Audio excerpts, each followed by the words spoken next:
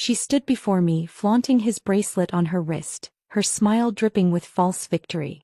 What she didn't know was that after 10 years of calculated silence, I wasn't just some mute trophy he thought he owned, I was the architect of his downfall.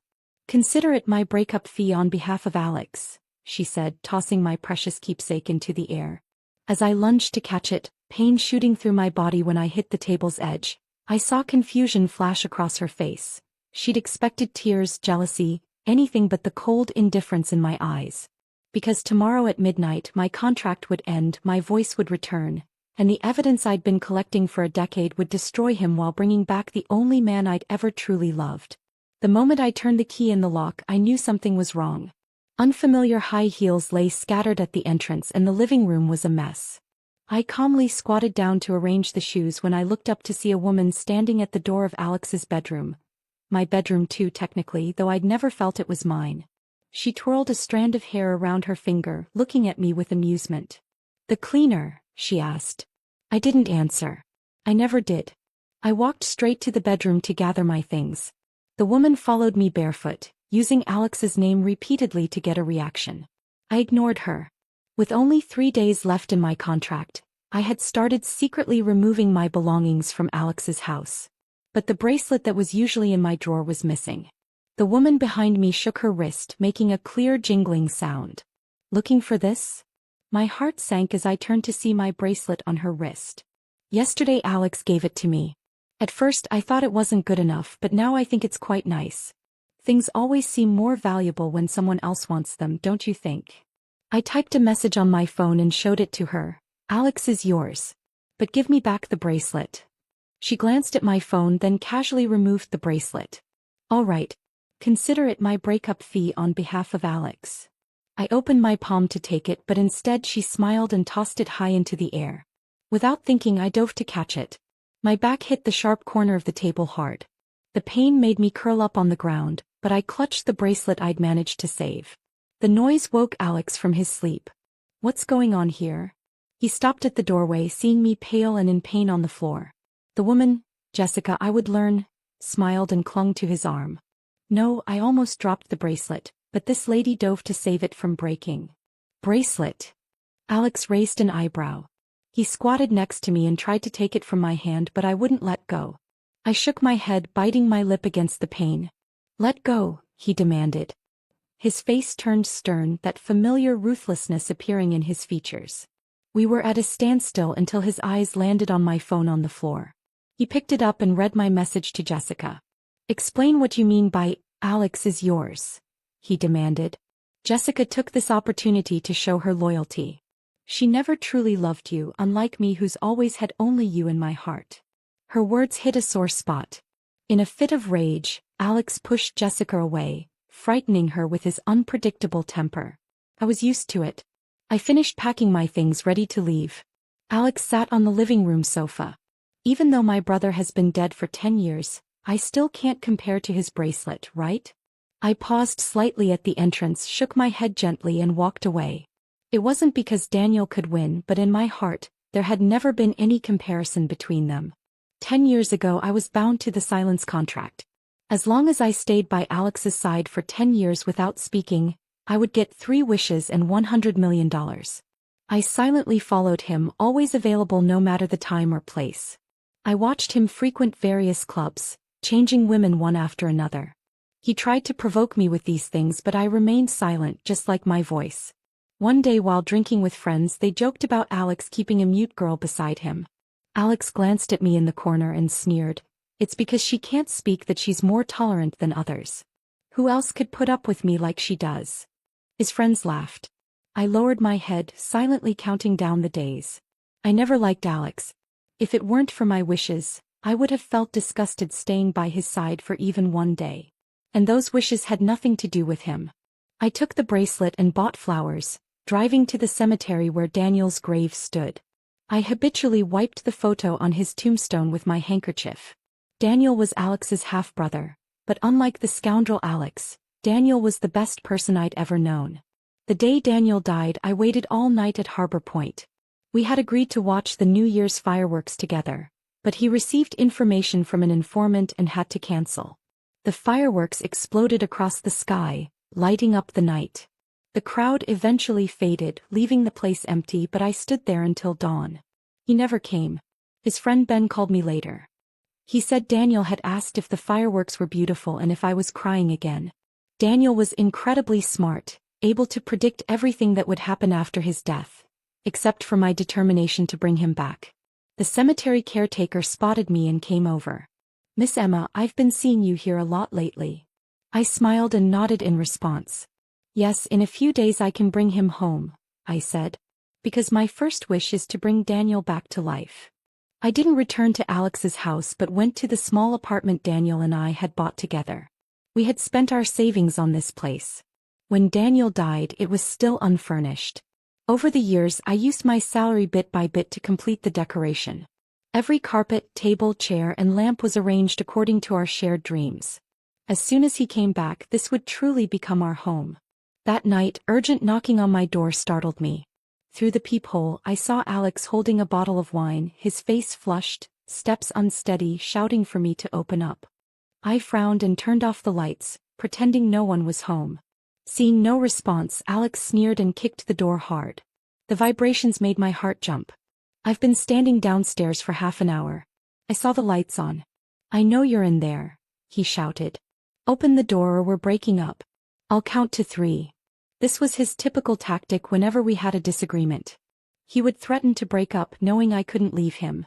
With only 3 days left, I couldn't risk breaking the contract or all my efforts would be wasted.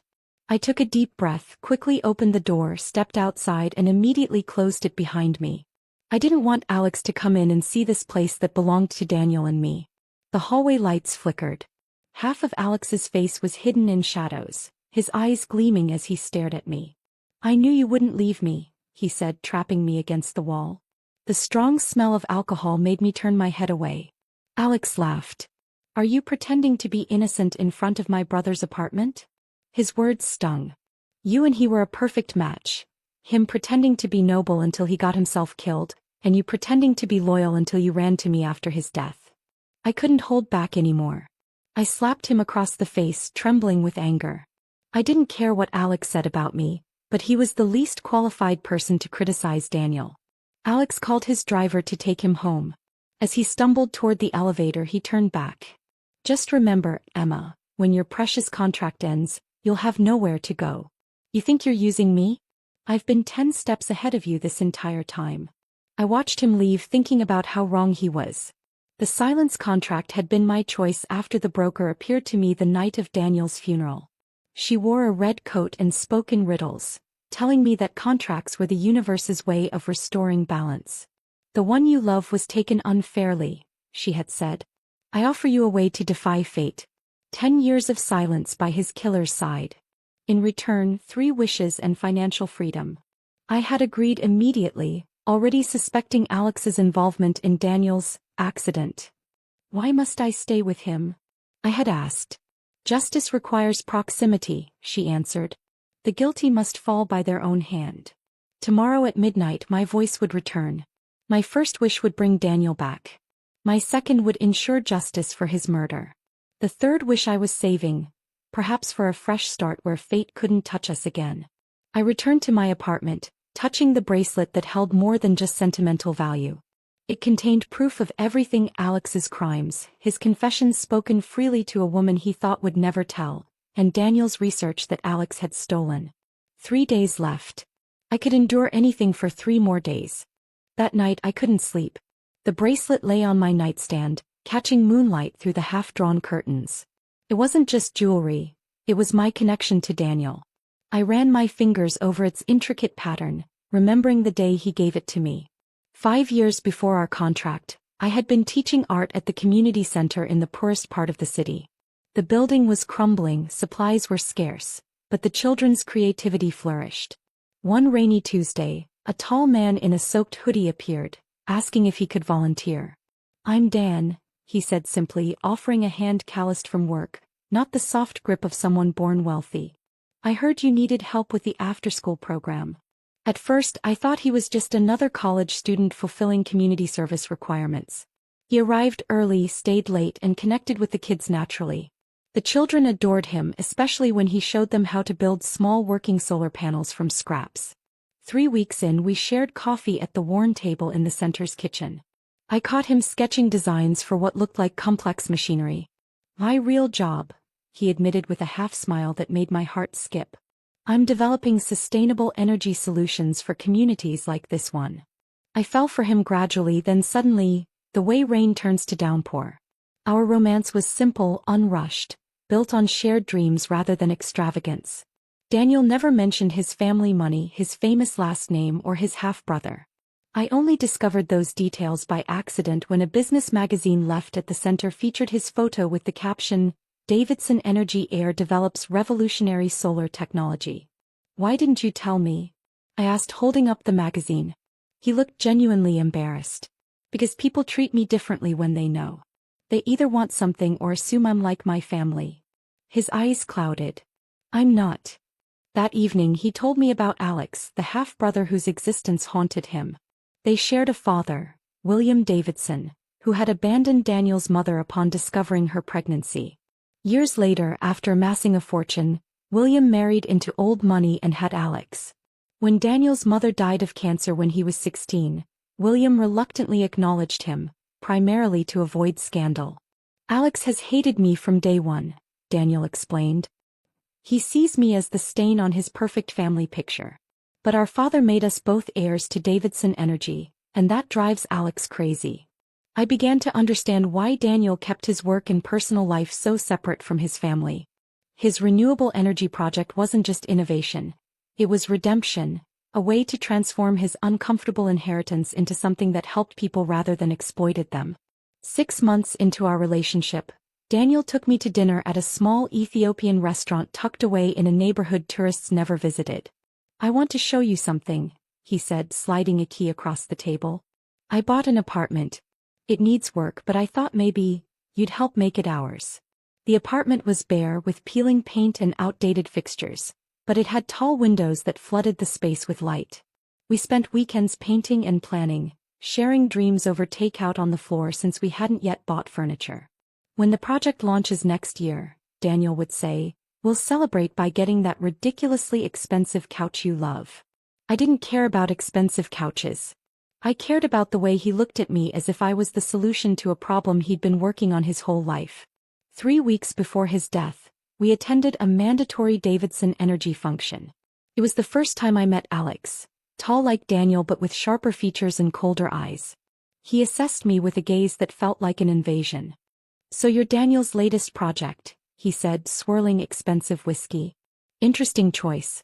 He usually goes for the academic type." Daniel's hand tightened around mine. "Emma's an artist, Alex. And not a project." Alex smiled thinly. "Everything's a project to you, brother. That's why you'll never see what's right in front of you until it's gone." In hindsight, his words carried a threat I was too naive to recognize. 2 days before the accident, Daniel came to my apartment late, looking troubled. He handed me a small box. "Keep this safe," he said. "Don't tell anyone you have it, not even Ben." Inside was the bracelet, silver with intricate engravings that looked like circuit patterns.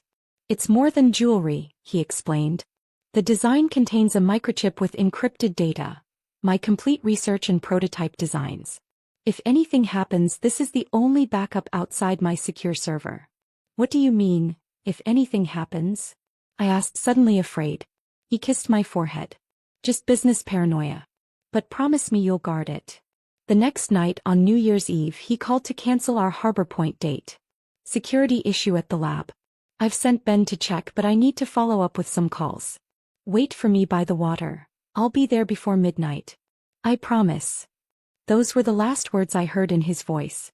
At 2 a.m., his car was found at the bottom of a cliff on the coastal road to Harbor Point. The police called it an accident, brake failure on a dangerous curve. The car burned so completely that they recovered only fragmentary remains. At the funeral, Alex appeared genuinely devastated, which confused me. He approached as I stood alone by the empty casket. "He talked about you all the time," Alex said, eyes red-rimmed. "I gave him such a hard time about it." He paused. Did he leave anything with you?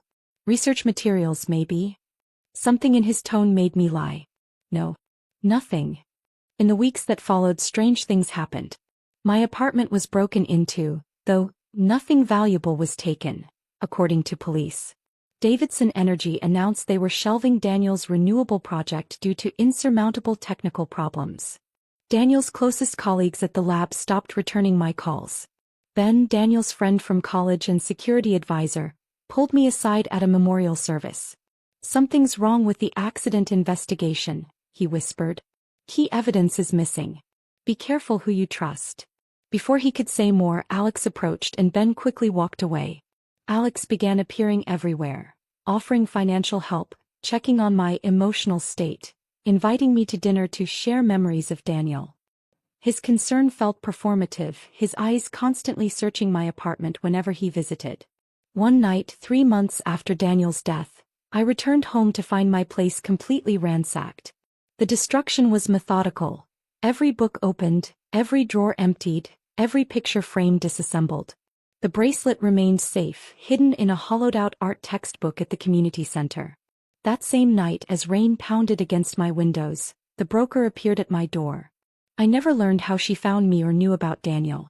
She wore a crimson coat that seemed to repel the rain, her age impossible to determine. "You seek justice," she said simply. "And reunion." "Who are you?" I asked, but somehow wasn't afraid. "I represent balance. The universe allows certain negotiations when great wrongs occur." She placed a contract on my coffee table. "Your Daniel was murdered by his brother. The brake lines were cut. The accident was staged. The evidence exists, but you'll never find it through conventional means." "How do you know this?" I demanded.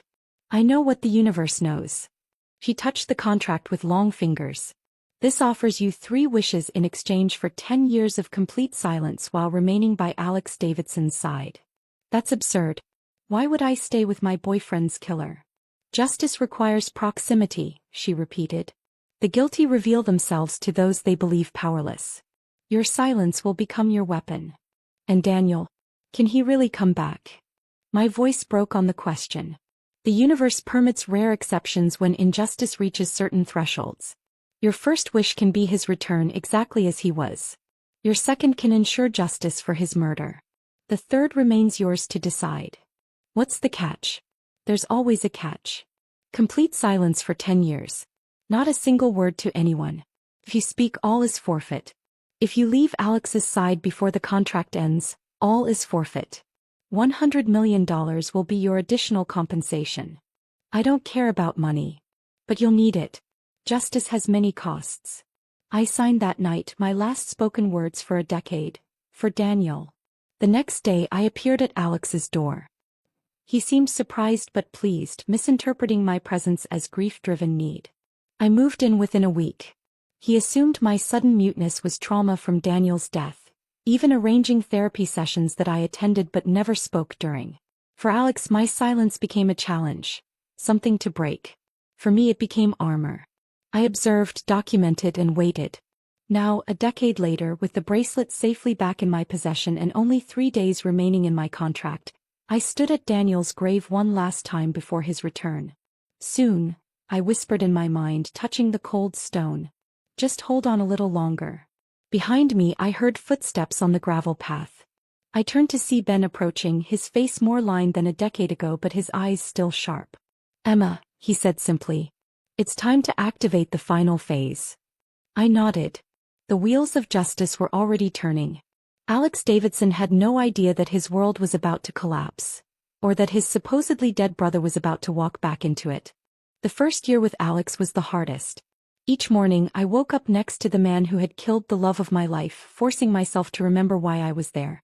My silence initially frustrated him. He would ask questions, intentionally provocative, waiting for me to slip and respond. "Do you miss him?" he would ask while we ate breakfast.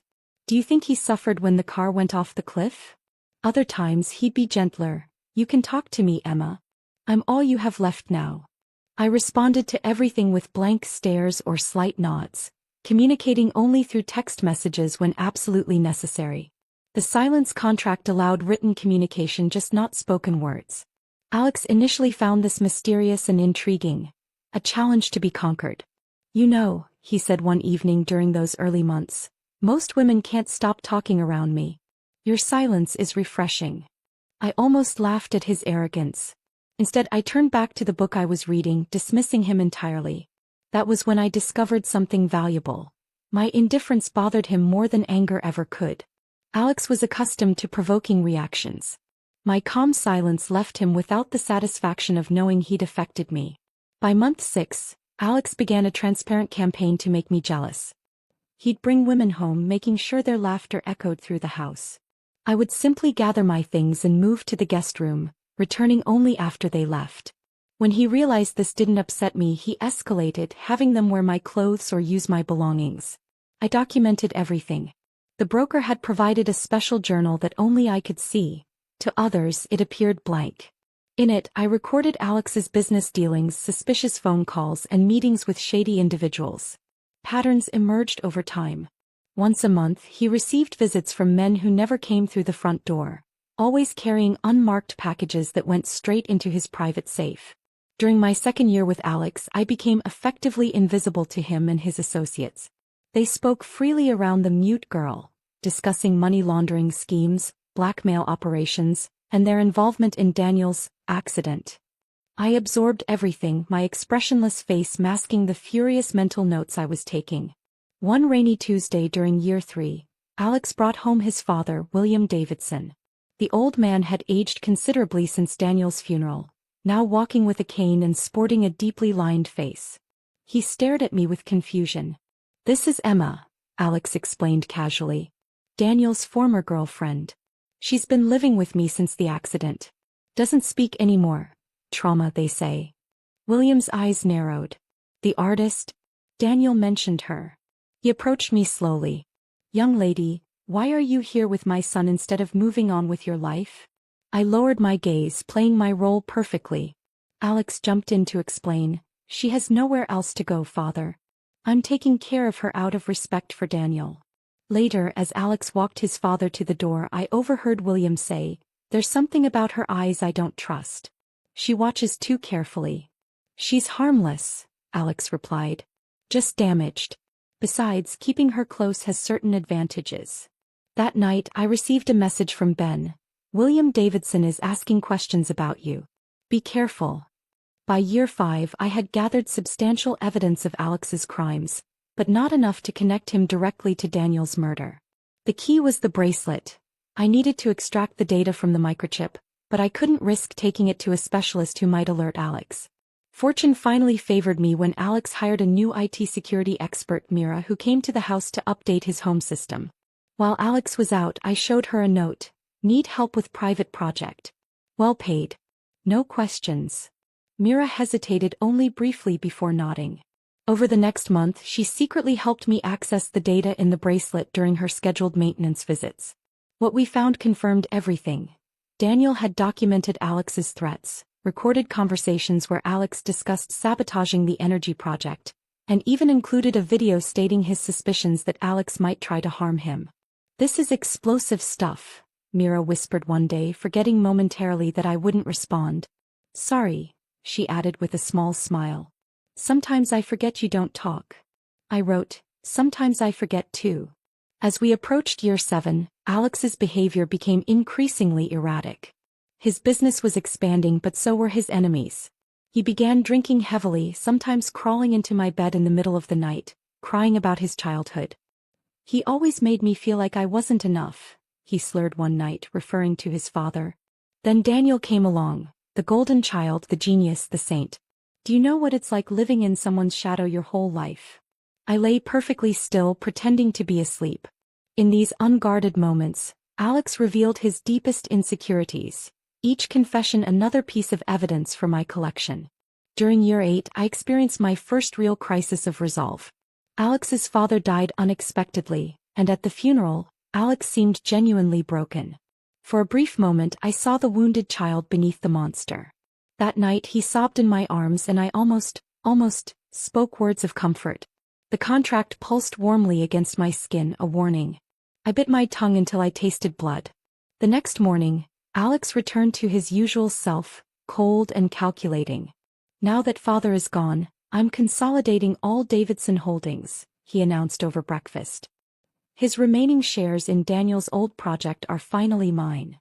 Any momentary sympathy I had felt evaporated instantly. Year 9 brought a dangerous complication. One of Alex's business rivals hired private investigators to dig into his affairs. They approached me while I was shopping, showing badges and asking questions about Alex's activities. I pointed to my throat and shook my head, maintaining my silent persona. Later, I warned Alex via text message about the investigators, earning his rare praise. "You're surprisingly loyal for someone who never speaks," he said, studying me with renewed interest. "Sometimes I wonder what goes on in that head of yours. If he only knew." By warning him about a threat I knew he could easily handle, I gained more of his trust while protecting my cover. The investigators weren't close to discovering what I already knew. 3 months before the contract's end, Alex began to notice small changes in my behavior. I was methodically removing my personal items from his house, carefully documenting his office when he was out and spending more time away. His possessiveness surged. "Where do you go all day?" he demanded one evening. When I showed him a note about visiting Daniel's grave, he exploded, sweeping items off the coffee table. 10 years, Emma. 10 years you've been with me. When will you let him go?" I simply walked away, which infuriated him more. He grabbed my arm, spinning me around to face him. "What happens when you finally speak again?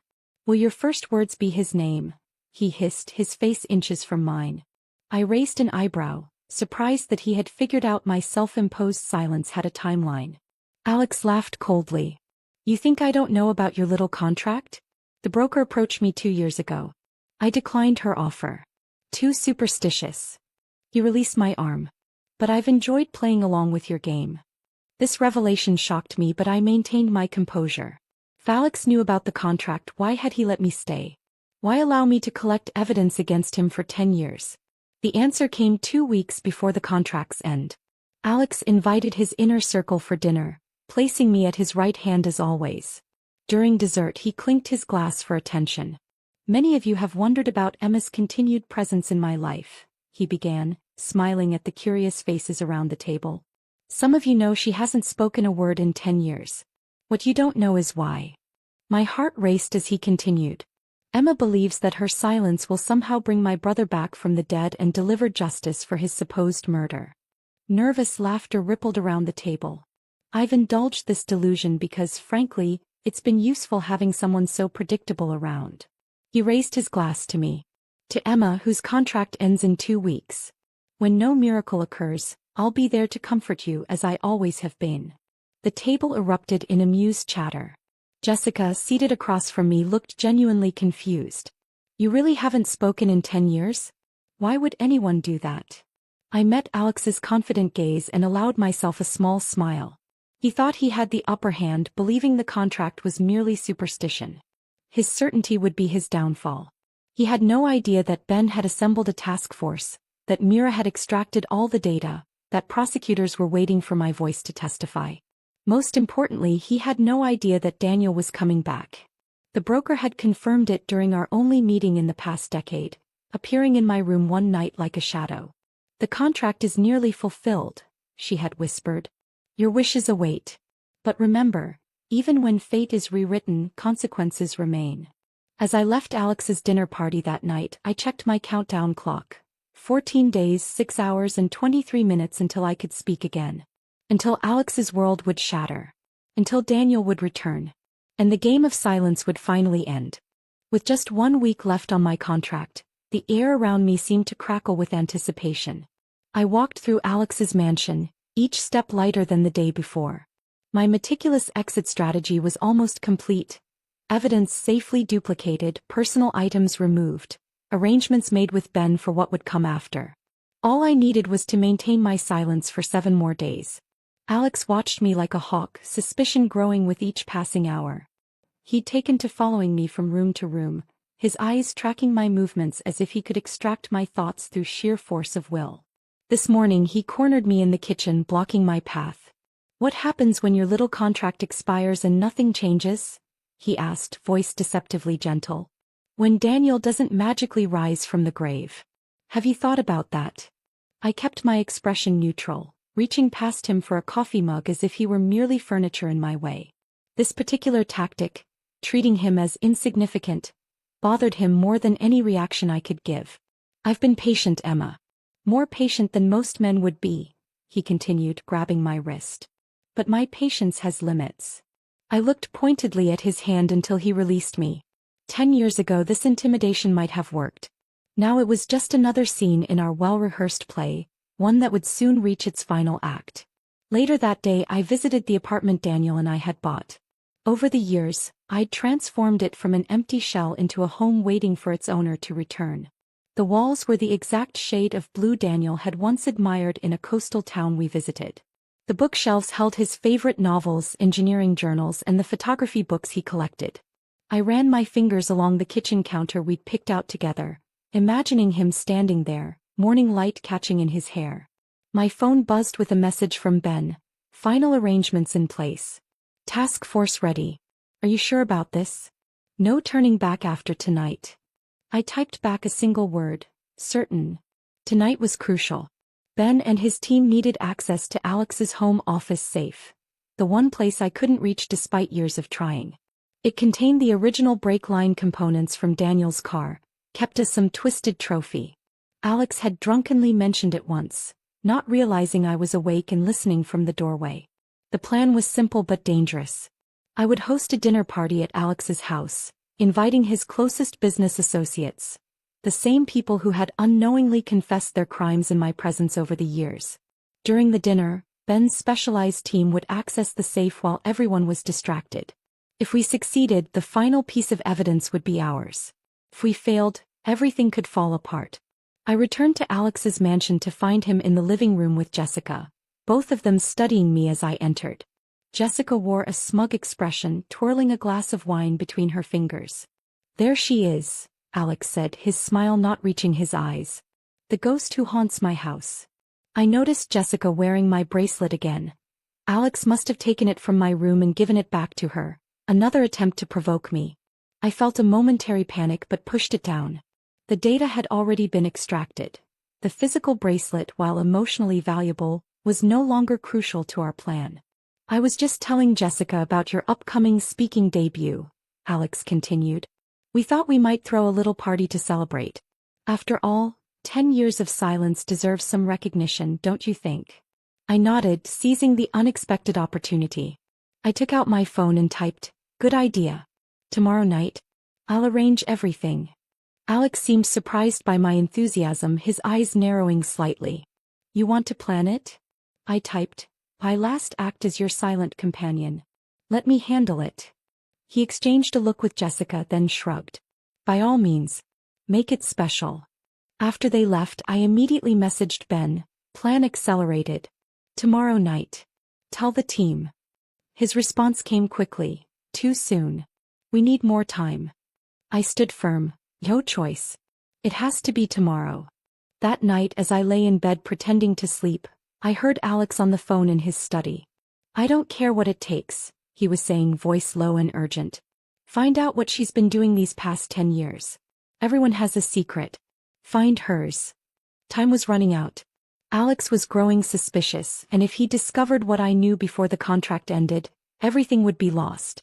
I needed to keep him distracted for just 24 more hours. The next morning, I threw myself into party preparations with convincing enthusiasm. I ordered Alex's favorite foods, arranged for his preferred wines, and invited exactly the right people.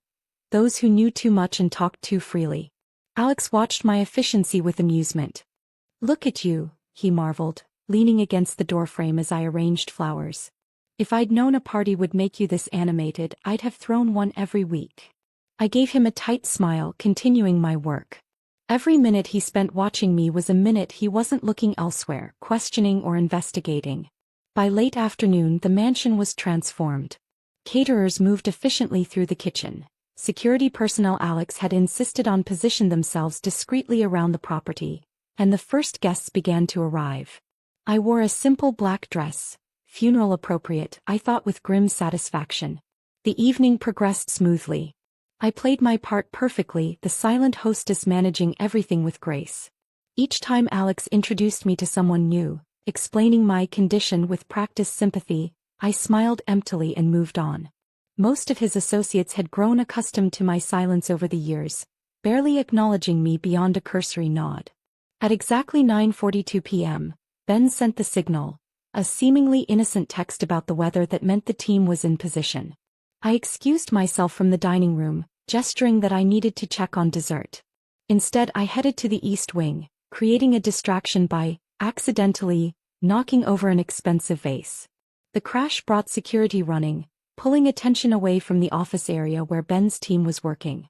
I played the apologetic mute, exaggeratedly mouthing sorry and looking distressed. As the security guards helped clean up, Alex appeared, his expression wavering between annoyance and concern. "Are you all right?" he asked, studying my face carefully. I nodded, pointing to my head and making a dizzy gesture. He frowned. "Maybe you should lie down. I can handle the rest of the evening." This was unexpected but perfect. I allowed him to escort me to my room, feigning weakness. Once alone, I changed quickly into dark clothes and slipped out through the balcony, using the route I'd practiced dozens of times when Alex thought I was sleeping. I made my way to our rendezvous point behind the garden shed where Ben waited. "We got it," he whispered, showing me a small evidence bag containing metal components. The brake line with tool marks exactly matching tools found in Alex's personal workshop, along with Daniel's original research notes, stolen the night before the accident. Relief flooded through me. The safe. Resealed. He'll never know we were there. I checked my watch. Just over 24 hours until my contract ended. We were cutting it incredibly close. "Emma," Ben said softly, placing a hand on my shoulder. "Are you absolutely certain about tomorrow? Once we set this in motion." I nodded firmly. After 10 years of silence, I had never been more certain of anything. A noise from the main house caught our attention. Flashlight beams swept the garden. "They've noticed you're gone," Ben whispered. "Go back. Act normal. Remember tomorrow at midnight." "Everything changes," I mouthed silently. I slipped back into the house, narrowly avoiding the security team searching the grounds. In my room, I quickly changed back into my party dress and messed up my hair as if I'd been sleeping. When Alex burst in minutes later, I was sitting groggily on the edge of the bed. "Where were you?" he demanded, scanning the room. I pointed to the bathroom, then to my stomach, making a nauseated face. He seemed to accept this explanation but didn't leave. "The party's over," he said, sitting beside me on the bed. "Something strange happened. Jessica's bracelet, your bracelet, went missing." I feigned surprise, then concern, but internally I was calculating. If the bracelet was missing, it wasn't part of Alex's plan. Someone else had taken it. "Emma," Alex said, suddenly gentle, taking my hand. "Tomorrow your contract ends. All this time I've never understood what you were waiting for, what you thought would happen." He looked genuinely troubled. "I'm worried about you. What if tomorrow comes and goes and nothing changes? What will you do then?" For the first time in 10 years, I was tempted to break my silence, to tell him exactly what would happen. Instead, I reached for my phone and typed, "Tomorrow everything changes." He read the message, then shook his head slowly. "I hope you're prepared for disappointment." If only he knew. It wasn't me who needed to prepare for what tomorrow would bring. After Alex left, I received one final message from Ben. "Package secure. Broker confirms contract fulfillment at midnight tomorrow. All systems go." I lay back on my bed, the weight of 10 years' silence almost at an end. 24 hours from now, I would speak my first words in a decade. Daniel would return. And Alex Davidson would finally face justice for everything he had done. The longest day of my life was about to begin. Morning light spilled through the curtains, marking my final day of silence. I touched my throat gently, imagining how it would feel to use my voice again after 10 years. What would my first words be? I'd rehearsed them countless times in my mind, but now that the moment approached, I wondered if they would come out as planned. I stepped out of my room to find Alex waiting in the hallway, leaning against the wall with arms crossed. "Good morning, Emma," he said with unusual formality. "I've cleared my schedule today. I thought we could spend your last silent day together." This was unexpected and potentially problematic. I needed to coordinate final details with Ben, and Alex's constant presence would make that impossible. I took out my phone and typed, "Need to run errands. Personal matters." Alex's smile tightened. What could be more personal than being with me on this important day? After all, I've been your world for 10 years. The possessiveness in his tone warned me to tread carefully. He was suspicious, perhaps even desperate. I couldn't risk him interfering now, not when we were so close. I typed again, just a few hours. Meet for dinner? 8 p.m. He studied me for a long moment before nodding reluctantly. Fine. Dinner at 8. Don't be late. He checked his watch. That gives you exactly 9 hours until your contract expires at midnight. Use them wisely. As soon as I left the mansion, Ben called. Change of plans, he said urgently. Alex has hired a private investigator to follow you. Black sedan 2 cars back. I didn't turn around but continued walking normally toward the shopping district. Can we lose him? Already arranged. Turn left at the next corner and enter the department store. Security team will redirect him while you exit through the loading dock. I followed Ben's instructions precisely, weaving through racks of clothing before slipping into a staff-only area where one of Ben's team waited. Within minutes, I was in a different car heading toward the safe house where our final preparations were underway. The location was a nondescript apartment in a quiet neighborhood. Inside, a command center had been established with monitors showing surveillance feeds of Alex's house, his office, and key Davidson Energy facilities. A legal team huddled in the corner, reviewing documents and preparing warrants. Everything's in place, Ben assured me. The evidence package is bulletproof. Alex's private safe contained more than we hoped for, not just the brake line components, but a journal detailing his entire plan to eliminate Daniel and steal the research. I raised my eyebrows in question. Apparently he kept it as some sort of twisted trophy, Ben explained. Classic narcissist, too arrogant to dispose of evidence that proves his brilliance. I nodded, unsurprised. Alex's ego had always been his blind spot. What about the broker?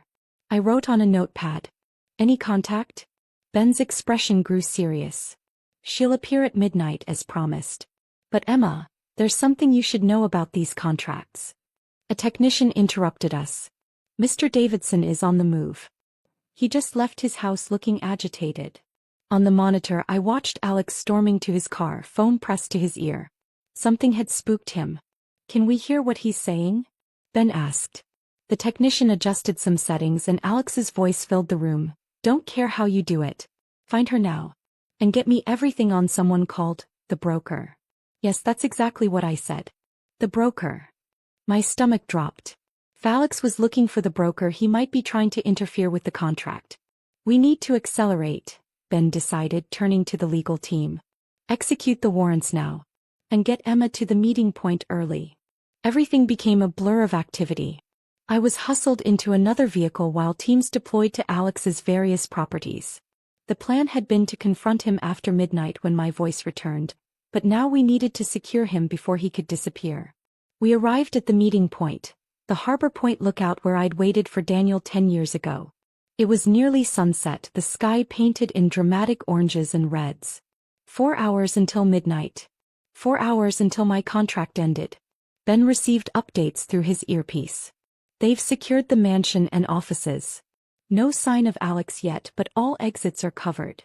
I paced nervously along the railing, watching boats in the harbor below. This place held so many memories. Daniel and I had come here often, planning our future while watching the ships come and go. It was fitting that everything would end where it began. My phone buzzed with a message from an unknown number. Change of dinner plans. Meet at Harbor Restaurant. 7 p.m. I showed it to Ben, who immediately looked concerned. It's a trap. He's figured something out. Another message arrived. Bring the bracelet. It's time we ended this game. Ben's team traced the message location to the Harbor Restaurant, confirming Alex was indeed there. We were at a crossroads. Confront Alex now or wait for midnight when the contract would fulfill and my voice would return. What do you want to do? Ben asked. I took my notepad and wrote decisively, I'm going. But not alone. The plan came together quickly. I would meet Alex as requested, wearing a concealed microphone. Ben's team would surround the restaurant, ready to move in at my signal. Most importantly, we would notify the broker of the changed circumstances. How do we contact her? Ben asked. I smiled and took out a small red card that had appeared in my pocket that morning, the broker's way of confirming our midnight appointment. I turned it over to reveal a phone number that hadn't been there before. At 6:55 p.m. I entered the Harbor restaurant. It was nearly empty except for Alex, who sat at a table overlooking the water. The same table where Daniel had first told me he loved me. "Right on time," Alex said, standing to pull out my chair. "Always so reliable." I sat down, noting the exits and the positions of Ben's team disguised as waitstaff and patrons. Alex poured wine into 2 glasses. A toast to 10 years of whatever this has been between us. His smile didn't reach his eyes. "You know, I still can't decide if you're the most devoted lover or the most patient enemy I've ever had." I remained expressionless, waiting for him to show his hand. "I had you investigated," he continued, sipping his wine. "Turned up some fascinating information. For instance, you've been meeting regularly with Ben Parker, my brother's old security chief. You've accessed my private safe. And most interestingly, you've prepared a fully furnished apartment for someone who's been dead for 10 years. He leaned forward, all pretense gone. "What exactly do you think is going to happen at midnight, Emma?" I took out my phone and typed a final message: "Justice." Alex laughed, but it was hollow. "Justice? Is that what you call it?" He reached into his jacket and pulled out the missing bracelet. "You know what I found when I had this analyzed? A sophisticated data storage device. Daniel's research, encrypted communications, evidence he was gathering against me." He placed the bracelet on the table between us. "What you don't know is that I've always been one step ahead. The real question isn't what happens at midnight, it's what happens now." He snapped his fingers and 2 men appeared from the kitchen area. Not waiters, private security. I glanced around and realized Ben's team members were no longer visible. "Your friends have been temporarily detained," Alex explained. "It's just us now, Emma. So here's what's going to happen. You're going to come with me to a private location where we'll wait out this midnight deadline together. After nothing happens, you'll sign some papers transferring all rights to Daniel's research to me, and then you'll disappear. Permanently." The clock on the wall showed 7:30 p.m. 4.5 hours until midnight. I needed to stall. I reached for my phone, but Alex snatched it away. "No more typing. No more games." A familiar voice cut through the tension. "I believe the lady has something to say, but not quite yet." We both turned to see a woman in a crimson coat standing beside our table. "The broker." "This is a private conversation," Alex snapped. "Actually," the broker replied calmly, "I'm very much part of this arrangement." He turned to me. "The contract remains in effect, despite this improvisation." Alex stood abruptly. "What contract? Who are you?" "Someone who ensures balances are maintained," she answered cryptically. "Ms. Emma has upheld her end of our agreement. 10 years of silence by the side of her beloved's killer. In exchange, 3 wishes granted at midnight." The restaurant lights flickered, and suddenly Ben and his team reappeared, surrounding Alex's security personnel. Alex looked around wildly, then focused on me with new understanding. "You really believe this supernatural nonsense? That some contract can bring Daniel back from the dead?" The broker checked her watch. "It's nearly time. Shall we move this to where it began?" Without waiting for an answer, she walked toward the exit. Ben's team secured Alex despite his protests, and we proceeded to Harbor Point Lookout. The night had turned cold, a strange mist rolling in from the water. As we reached the lookout, the clock struck 11:55 p.m. 5 minutes remained. Alex struggled against his restraints. "This is insanity. You can't possibly believe." "Quiet," Ben ordered. "You've talked enough for 10 years. The broker approached me as the final minutes ticked down. "Are you prepared for your wishes?" I nodded, my heart pounding. "Remember," she cautioned, "even rewritten fate has consequences. Choose wisely."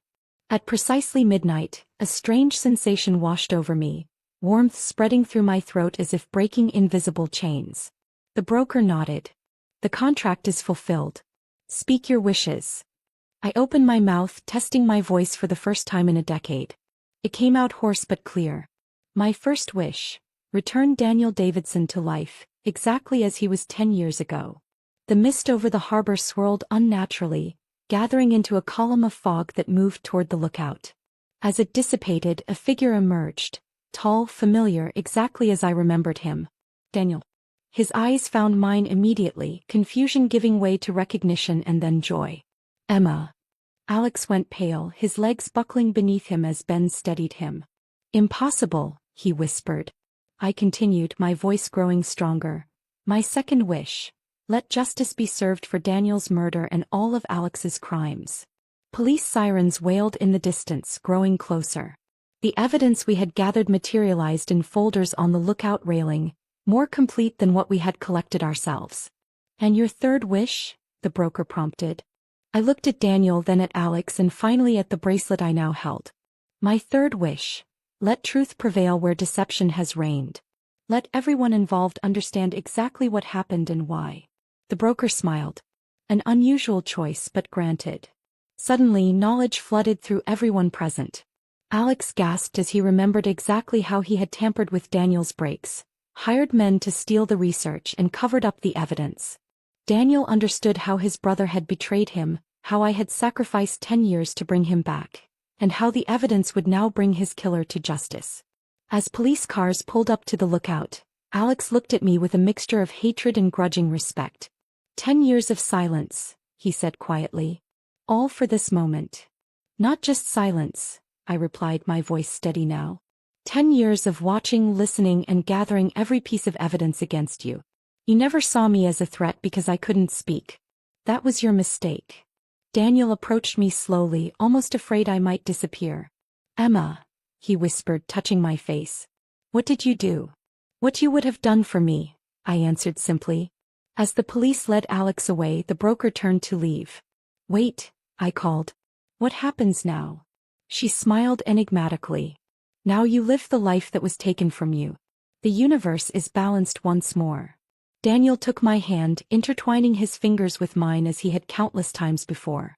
The bracelet glinted between us, no longer just a memory but a bridge between past and future. 10 years, he said softly. You have so much to tell me. I laughed for the first time in a decade, the sound strange but wonderful to my ears. Yes, I agreed, leading him toward our waiting future. And this time I won't stay silent.